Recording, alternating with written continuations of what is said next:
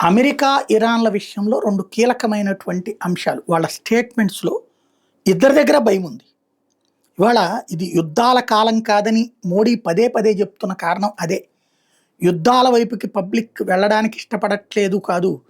Public యుద్ధాల్ని అసహించుకుంటున్నారు. At the same time యుద్ధంలో ఇమ్మీడియేట్ విజయాన్ని ఎక్స్‌పెక్ట్ చేస్తున్నారు. యుద్ధంలో ఇమ్మీడియేట్ విజయం ఎవ్వరికీ సాధ్యం కాదు. దాడి చేసి 4 దెబ్బ కొట్టి రాగలుగుతారు.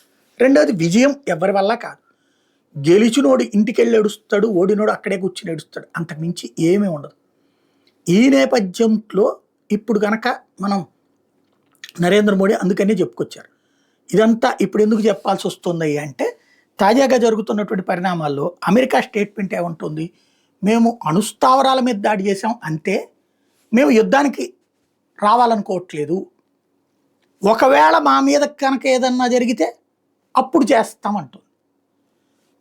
అక్కడే లాజికల్ పాయింట్ ఉంది. అంటే అమెరికా మీదకి నేరుగా ఇరాన్ కనుక ఏ బాలిస్టిక్ మిస్సైల్లో వేస్తే అప్పుడు అమెరికా జోక్యం చేసుకుంటుంది.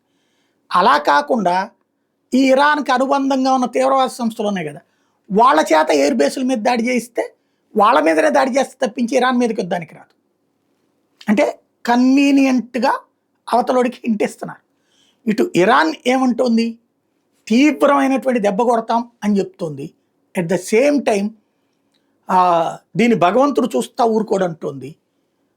మాకు వెనకాల చాలా మద్దతు ఉంది అంటోంది తప్పించి ఇమ్మీడియట్గా ఏదో చేస్తామని చెప్పట్లా, గెలుస్తామని చెప్పట్లా. కాబట్టి ఇద్దరికీ భయాలు ఉన్నాయి.